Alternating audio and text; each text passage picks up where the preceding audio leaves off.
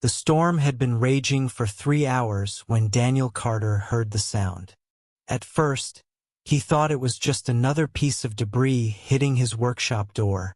The wind had been violent enough to tear branches from the old oak tree in his yard.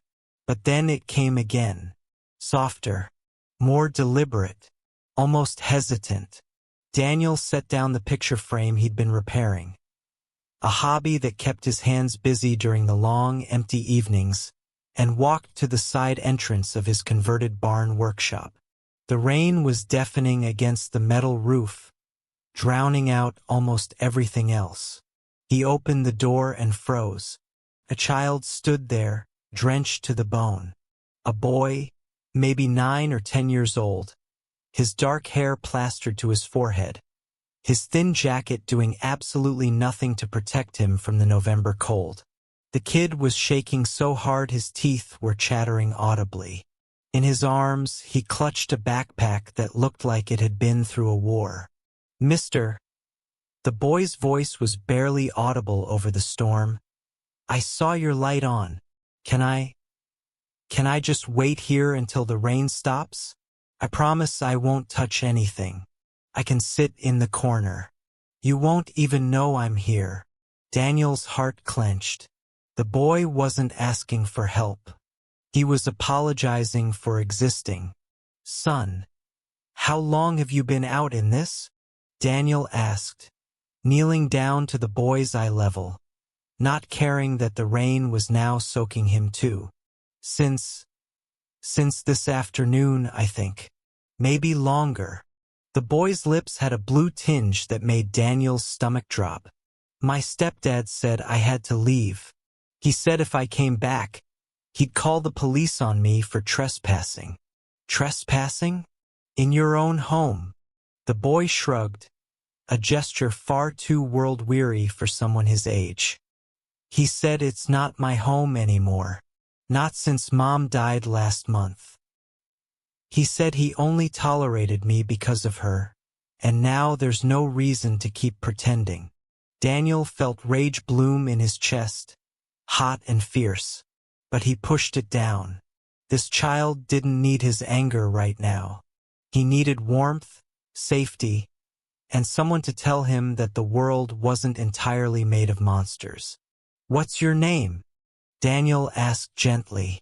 Marcus Webb." "Well, Marcus, I'm Daniel, and you're not sitting in any corner of my workshop. You're coming inside my house where it's warm. We'll get you dry clothes, hot food, and then we'll figure this out. Okay?" Marcus's eyes widened with something between hope and terror. "You're not going to call the police?" "Not unless you want me to, but I am going to call someone who can help. First, though, let's get you warm before you catch pneumonia." Daniel grabbed his coat from the hook by the door and wrapped it around Marcus's thin shoulders. The boy practically disappeared in it. As they walked the short distance from the workshop to the house, Daniel's mind was already racing through what he needed to do. Inside, Daniel's kitchen was modest but warm. He immediately turned up the heat and grabbed the spare blankets he kept in the hall closet, a habit from the days when his own son, Tommy, had friends sleeping over almost every weekend. "Bathrooms down the hall," Daniel said, handing Marcus a pile of clothes. "These were my son's. They'll be too big, but they're warm and dry. Take a hot shower as long as you need. When you're done, come back here and we'll talk." Marcus looked at the clothes like they were made of gold. "Your son won't mind?" Daniel's throat tightened. "No, son. He won't mind." While Marcus showered, Daniel did 3 things. First, he made hot chocolate, the real kind with melted chocolate and whole milk, not the instant powder. Second, he heated up the beef stew he'd made earlier in the week. Third, he called his neighbor Patricia Morrison. Patricia was a retired family court judge who'd lived next door for 15 years. She'd been Daniel's rock after the accident that took both his wife Sarah and his son Tommy 3 years ago. If anyone would know how to help Marcus without making things worse, it would be her. Patricia, I need your help. A boy just showed up at my workshop, and the situation is, he quickly explained what Marcus had told him. Don't call the police yet, Patricia said immediately. Let me make some calls. In the meantime, get his full story, any documentation he has, and keep him warm and fed. I'll be over in 20 minutes. Marcus emerged from the bathroom looking like a different child. The shower had brought some color back to his face, and Daniel's old sweatpants and hoodie, though comically oversized, were clearly the warmest clothes the boy had worn in days. Sit, Daniel said, gesturing to the kitchen table. He placed a steaming bowl of stew and a mug of hot chocolate in front of Marcus. Eat slowly. Your stomach's probably not used to much food. Marcus didn't need to be told twice. He ate with the kind of desperate hunger that told Daniel this probably wasn't the first meal the boy had missed. But he did eat slowly, carefully, like someone who'd learned the hard way what happens when you eat too fast on an empty stomach. Marcus, Daniel said gently, sitting across from him, I need you to tell me everything. Start from the beginning. When did your mom pass away? Marcus's hands tightened around the mug. October 15th. Car accident. She was coming home from her night shift at the hospital. A drunk driver ran a red light. I'm so sorry, son. My stepdad, Rick, he wasn't at the funeral. Said he had to work. But I heard him on the phone telling someone he was glad she was gone because now he could finally live his life without her baggage. Marcus's voice was hollow. I think he meant me. I'm the baggage. You are not baggage, Daniel said firmly. You're a person, a kid who deserves love and safety. What happened after the funeral? Things got bad. Rick started drinking more. He'd always been kind of mean, but Mom kept him in check. After she died, Marcus trailed off, staring into his hot chocolate. He started saying I was worthless, that I was eating food he paid for, using electricity he paid for, taking up space in his house. This morning, he told me to pack my stuff and get out. Said he was done playing happy family. Did he hurt you? Daniel asked carefully. Marcus pulled up his sleeve, revealing bruises in various stages of healing. Sometimes, Mom tried to stop him, but after she died, there was nobody to stop him anymore. Daniel felt that rage again, white-hot and demanding, but he breathed through it. Marcus, I'm going to help you, but I need to know, do you have any other family? Grandparents? Aunts? Uncles? Anyone? Marcus shook his head. Mom was an only child. Her parents died before I was born. My real dad left when I was a baby. Mom said he didn't want kids. Rick was the only family we had, and he laughed bitterly. Look how that turned out. The doorbell rang. Patricia had arrived, and she'd brought backup. Her friend Helen Chong, a social worker who specialized in emergency child placement. Over the next 2 hours, they gathered Marcus's story in detail. Helen took photos of his bruises, documented everything he said, and made several phone calls. The picture that emerged was heartbreaking. A child who'd lost everything, kicked out by a man who'd never wanted him in the first place. The good news, Helen said finally, is that Rick's actions constitute clear child abandonment and abuse. We can file for emergency removal of his custodial rights. The bad news is that the system is overwhelmed. The closest emergency foster placement available is 3 hours away, in a facility that's already over capacity. He's not going there, Daniel said. The words came out before he'd even consciously made the decision. Everyone turned to look at him, He can stay here, Daniel continued. At least temporarily until we find something better. I have space, I have resources, and that boy's been through enough without shipping him off to some overcrowded facility where he's just another case number. Patricia looked at him carefully. Daniel, are you sure? This isn't like fixing someone's car or paying for groceries. This is a child who'll need time, attention, probably therapy. This is. I know what it is, Daniel interrupted. I was a father, Patricia. I know what kids need.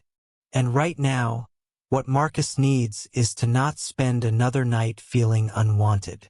Helen studied him.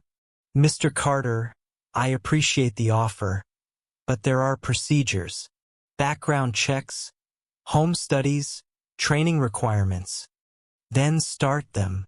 Tonight, I'll do whatever paperwork you need, pass whatever inspections are required.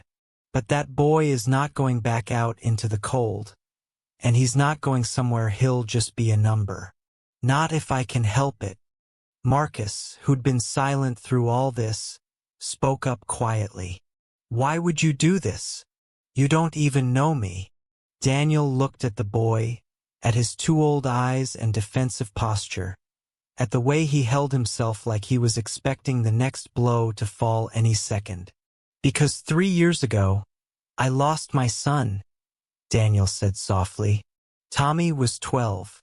He and my wife Sarah were coming to pick me up from work when a truck ran a stop sign. I wasn't there when it happened. I didn't get to say goodbye.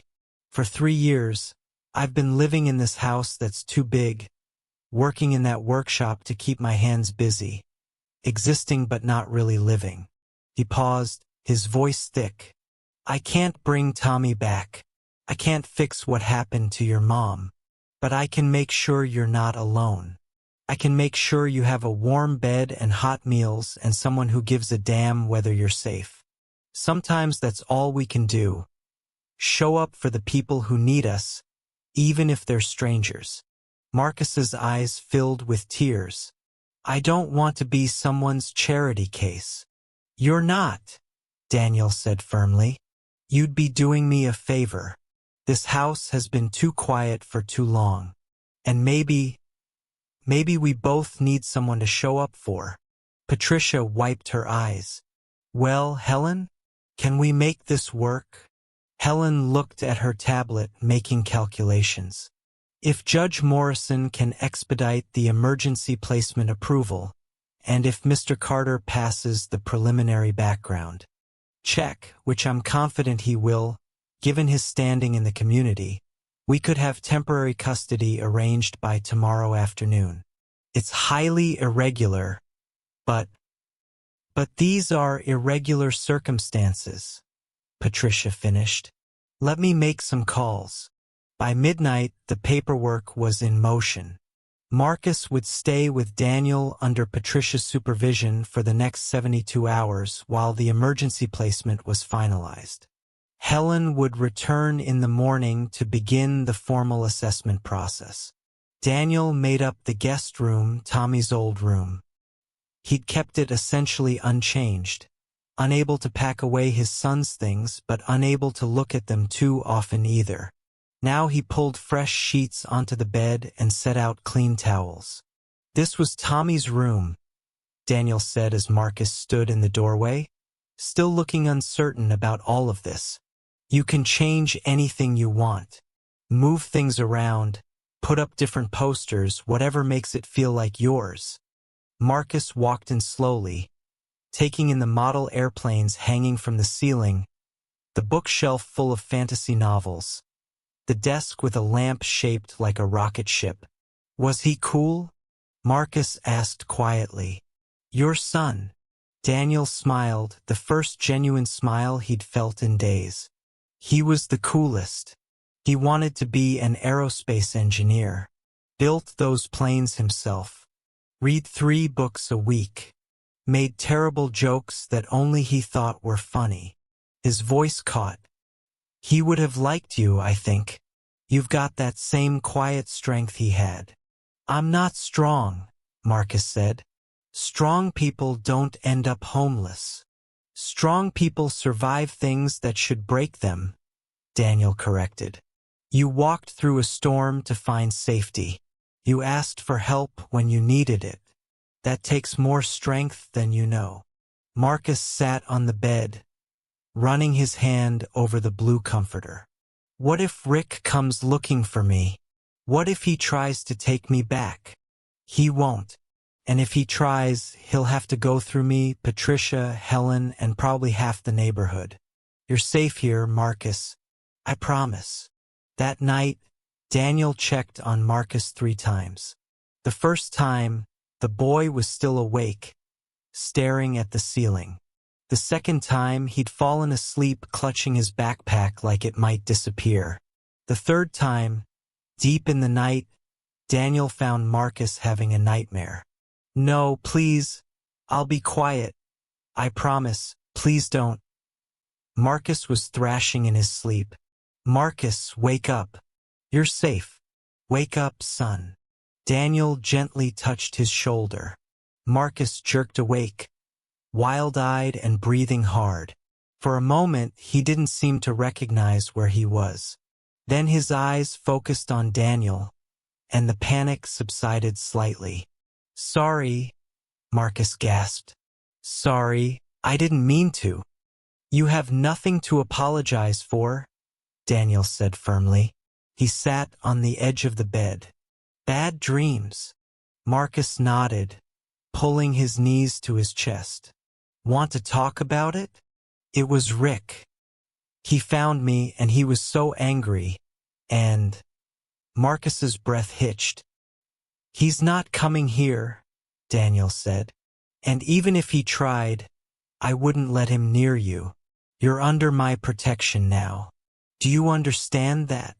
Marcus looked at him with eyes too old for his face. Why are you so nice to me? People aren't just nice. They always want something. Daniel thought carefully about his answer. I'm not going to lie to you, Marcus. When Tommy died, part of me died too. I've been going through the motions for 3 years, working and eating and sleeping but not really living. Tonight, when you knocked on my workshop door, something in me woke up. You reminded me that there's still purpose in this world. Still people who need help. Still good I can do. He met Marcus's eyes. So yeah, maybe I am getting something out of this. Maybe you're helping me as much as I'm helping you. But that doesn't make it transactional. That makes it human. We help each other. That's how we survive. Marcus was quiet for a long moment. Then, so quietly Daniel almost missed it. Thank you. You're welcome, son. Now try to get some sleep. Tomorrow's going to be a long day, but it's going to be better than today. I promise. The next morning brought Helen Chong bright and early, clipboard in hand and a gentle smile on her face. She spent hours interviewing both Daniel and Marcus, taking notes, asking questions, assessing the situation from every angle. What she found surprised her. Daniel's background check came back spotless.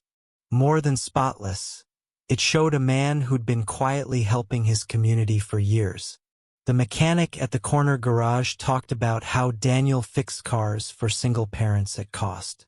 The principal at the local middle school mentioned the scholarship fund Daniel had set up in Tommy's name. The woman who ran the food bank described how Daniel volunteered every Saturday, never missing a week. Mr. Carter, Helen said as they sat in the living room while Marcus was in the kitchen making sandwiches. An activity Daniel had encouraged to help the boy feel useful rather than like a burden. In my 20 years as a social worker, I've rarely seen someone so universally respected in their community. Everyone I spoke to said the same thing. If there's anyone who should be helping this child, it's you. I'm just doing what anyone should do, Daniel said. But most people don't, Helen replied. That's what makes you different. She paused. I'm going to recommend immediate emergency foster placement with you as the guardian. Judge Morrison has already indicated she'll fast-track the approval. By end of business today, Marcus will officially be in your care. What about Rick? Rick Delaney has been arrested. When officers went to question him this morning about child abandonment, they found he was already packing to leave the state. He's facing multiple charges now. Child abuse, abandonment, possibly endangering a minor. He won't be bothering Marcus anymore. Relief flooded through Daniel. Good. There's one more thing, Helen said. Marcus told me this morning that he'd like to stay with you, not just temporarily. He asked if there was a way to make it permanent. Daniel's heart stuttered. Permanent? Like adoption? Eventually, yes. It's a long process, but given the circumstances, no other family, clear abandonment, and Marcus's stated preference, it's definitely possible. But that's a huge commitment, Mr. Carter. It would mean being a full-time parent again. School meetings, doctor's appointments, teenage years with all their complications. Are you prepared for that? Daniel looked toward the kitchen, where he could hear Marcus humming quietly as he made lunch. It was the first time he'd heard the boy make any sound that wasn't tinged with fear or sadness. Yes, Daniel said. I'm prepared. The first few weeks were an adjustment. Marcus was jumpy, apologizing for everything, asking permission for basic things like getting a glass of water or turning on the TV. He hoarded food in his room, a habit from times when Rick had withheld meals as punishment. He had nightmares almost every night, waking up terrified and disoriented. But slowly, incrementally, things began to change.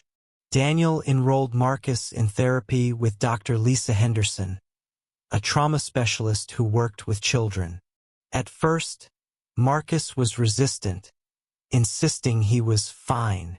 But Dr. Henderson had a way of making him feel heard rather than analyzed, and gradually he began to open up.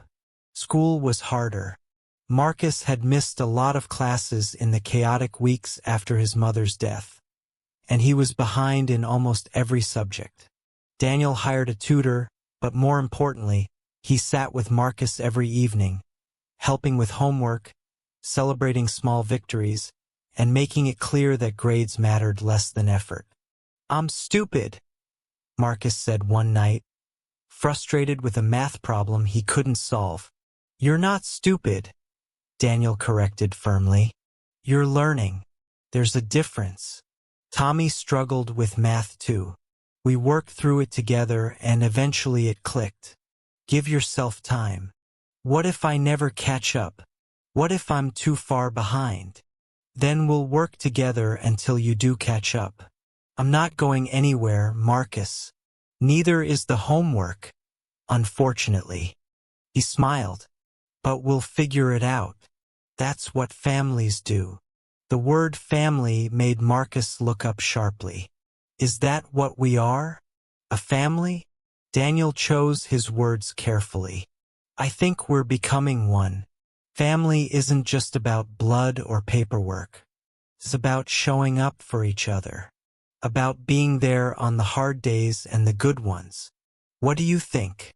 Marcus was quiet for a moment. Then, I think I'd like that. 3 months into their arrangement, Daniel was officially approved as Marcus's foster parent with the intention to adopt once the legal process was complete. The house, which had felt like a mausoleum for 3 years, began to feel like a home again. Marcus joined the school's robotics club and discovered he had a talent for engineering, just like Tommy had. Daniel taught him how to use the tools in the workshop, and soon they were working on projects together, father and son in all but name. The nightmares became less frequent. The hoarding stopped. Marcus started to relax, to trust that food would always be available, that he wouldn't be kicked out for making a mistake, that Daniel wasn't going to suddenly decide he was too much trouble. But old wounds run deep, and there were still hard days. 6 months in, Marcus came home from school with a black eye and split lip. Daniel found him in the bathroom, trying to clean himself up before Daniel could see. "What happened?" Daniel asked, keeping his voice calm even as his heart raced.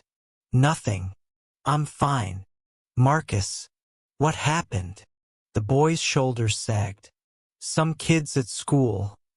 They were making fun of me, calling me the charity case, saying you only took me in to make yourself feel better about losing your real son, saying I was just a replacement and not even a good one." Daniel felt that familiar rage building, but he forced it down. "What did you do?" "I told them to shut up. They didn't. One of them said Tommy was probably glad he died, so he didn't have to live with a failure like me. So I punched him. And then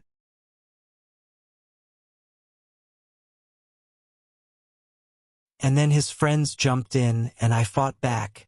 And the principal called you, but you were in a meeting, so they called Patricia instead." Marcus looked up, tears streaming down his face. "I'm sorry.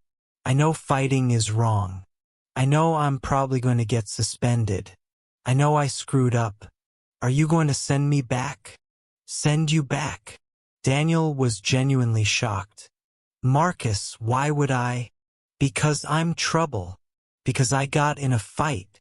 Because maybe those kids were right and you did just take me in to feel better about Tommy. And now you realize I'm not worth it. Stop." Daniel's voice was firm but gentle. He pulled Marcus into a hug, feeling the boy's thin frame shake with sobs. "Listen to me. You are not going anywhere. Not for a fight, not for failing a test, not for making mistakes. That's not how family works. But what if I'm not good enough? What if I can't be Tommy?" Daniel pulled back, looking Marcus in the eyes. "I don't want you to be Tommy. Tommy was my son, and I'll love him until the day I die. But you're not a replacement. You're Marcus. You're funny and smart and stubborn and kind. You're learning to trust again after people broke that trust. You're surviving trauma that would break most adults. And you're my son too. Different from Tommy, but no less important. Do you understand?" Marcus nodded, still crying. "I'm sorry I fought. I know. And we'll talk about better ways to handle situations like that. But Marcus, those kids were wrong. You're not a charity case. You're not a replacement. You're my son. And I chose you just as much as you chose me. That makes us family. Real family." The adoption was finalized on a crisp April morning, 9 months after Marcus had knocked on Daniel's workshop door. Judge Morrison, who'd been involved from the beginning, personally presided over the hearing.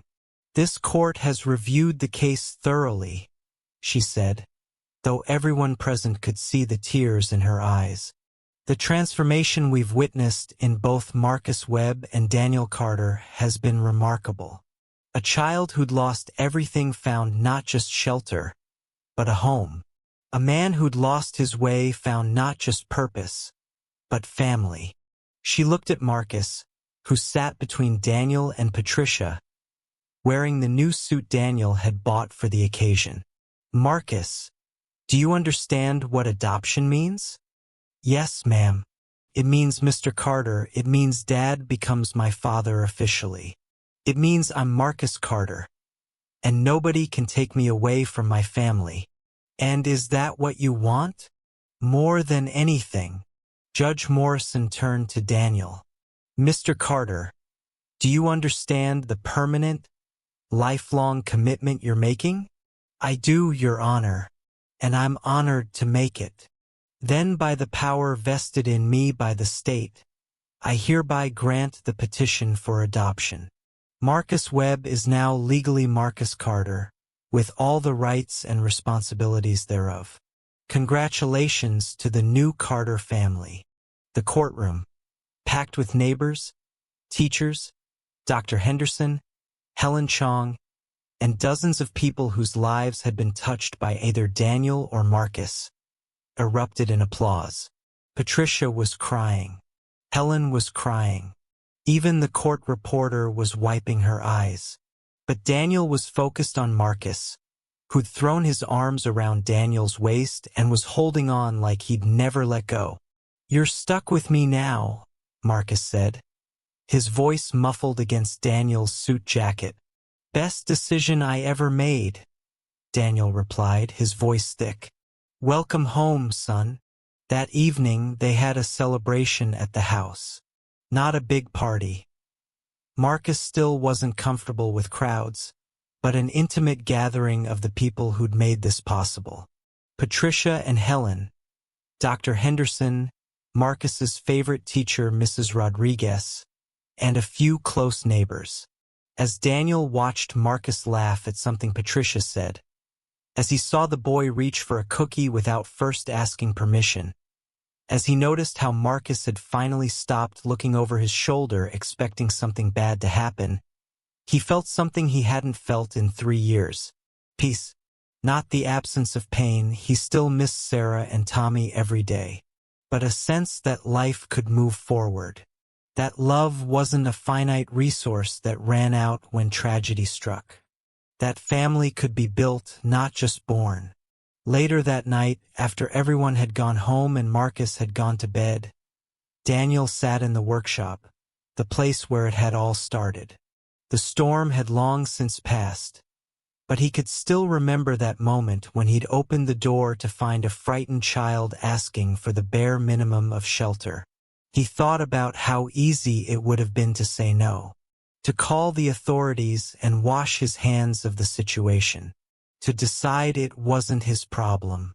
But then he wouldn't have these 9 months of watching Marcus heal.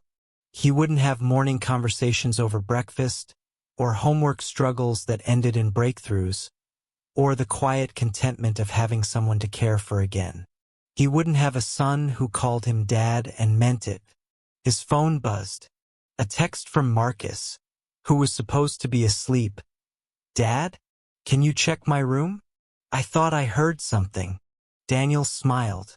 The nightmares had mostly stopped, but occasionally Marcus still needed reassurance. He headed upstairs, knowing he'd find Marcus sitting up in bed, probably not having heard anything at all, just needing to confirm that Daniel was still there. "Hey," Daniel said softly, entering the room. "What's wrong?" "Nothing's wrong," Marcus said. "I just wanted to make sure you were still here." "I'm still here. I'll always be here. Promise." "I promise. Now lie down. School tomorrow." Marcus lay back down, but he looked thoughtful. "Dad, can I ask you something?" "Anything. Do you think Mom can see me?" "From wherever she is." Daniel sat on the edge of the bed. "I like to think she can. I hope she knows I'm okay now. I hope she knows she doesn't have to worry anymore. I think she knows. And I think she's grateful that you found your way here, that you were brave enough to ask for help when you needed it." Marcus was quiet for a moment. Then, "I'm glad I knocked on your door that night. I almost didn't. I almost just kept walking." "What made you stop?" "The light was on, and I was so cold and so tired, and I thought maybe someone who leaves their light on in a storm might be someone who wouldn't mind sharing a little bit of warmth." "I was right." Daniel's throat tightened. "Get some sleep, son. I love you." "Love you too, Dad." As Daniel turned off the light and headed downstairs, he thought about that moment 9 months ago. How a simple decision to open a door had changed 2 lives completely. The workshop light was still on, casting its warm glow into the darkness. Daniel decided to leave it on, just in case someone else needed to find their way home. Marcus Carter, now 12 years old, stood in front of his 8th grade class giving a presentation. The assignment was to talk about someone who'd changed your life. Most kids had chosen athletes or celebrities. Marcus had chosen his dad. 2 years ago, I had nothing, he began. His voice steady and confident in a way it hadn't been when he'd first arrived at Daniel's door. I was cold, scared, and convinced I didn't deserve anything better than a corner in someone's garage. He clicked to the next slide, showing a picture of Daniel's workshop, that same light glowing in the window. But I saw a light on in a storm, and I made a choice to be brave enough to ask for help. The man who opened that door didn't just give me shelter. He gave me a family. He gave me a future. He gave me proof that the world still has good people in it. Another slide. Daniel and Marcus working together in the workshop, both grinning at the camera. My dad taught me that family isn't about blood. It's about showing up. It's about being there on the hard days. It's about loving someone not because you have to, but because you choose to. Final slide. Their adoption day, Marcus and Daniel with their arms around each other, both of them crying happy tears. I lost my mom. I lost my home. I lost my faith in people. But then I found my dad, and he helped me find all of those things again. In different forms, maybe, but in ways that are real and lasting. Marcus looked out at his classmates, many of whom had heard parts of his story but never all of it. So yeah, my life changed because of one person, but also because I was brave enough to knock on a door and ask for help. Sometimes that's all it takes. Someone brave enough to ask, and someone kind enough to answer. If you're ever in trouble, I hope you find your light in the storm. And if you ever see someone who needs help, I hope you're brave enough to be that light for them. The class gave him a standing ovation. His teacher, Mrs. Rodriguez, was crying. And in the back of the room, Daniel Carter stood with tears streaming down his face, more proud than he'd ever thought possible. After class, as they walked to the car together, Marcus was quiet. "You okay?" Daniel asked. "Yeah, just thinking. About how lucky I am. Not everyone who knocks on a door finds what I found." Daniel stopped walking, turning to face his son. "You're right. Not everyone gets lucky. That's why we started the foundation, remember? To help other kids find their way home." The Carter Foundation for Youth in Crisis had been established 6 months ago, funded partly by Daniel's savings and partly by community donations. It provided emergency shelter, counseling, and long-term support for kids aging out of foster care or facing homelessness. So far, they'd helped 17 children find stable placements. 3 had been adopted by families who'd been inspired by Marcus's story. "I want to do more," Marcus said. "When I'm older, I want to be a social worker. Like Helen. I want to help kids like me." "You'll be amazing at it," Daniel said. "You already are. Every time you share your story, you give someone else hope." Marcus smiled, the genuine, unguarded smile of a kid who finally felt safe. "That's what you gave me that night. Hope. When I thought there was none left." "You gave me something too," Daniel said. "You reminded me that life goes on, that love doesn't run out, that family can be found in the most unexpected places." They climbed into the car, both of them content in the comfortable silence that comes from really knowing someone. As they pulled out of the school parking lot, Marcus noticed the light was on in Daniel's workshop, visible even in the afternoon sun. "You left the light on again," he said.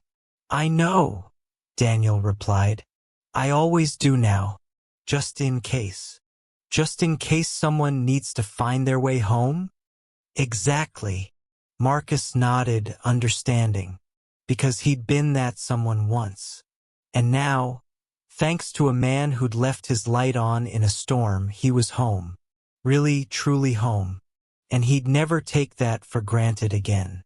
Sometimes all it takes is one person brave enough to ask for help and one person kind enough to answer. Sometimes the smallest act of compassion, leaving a light on, opening a door, offering warmth, can change everything.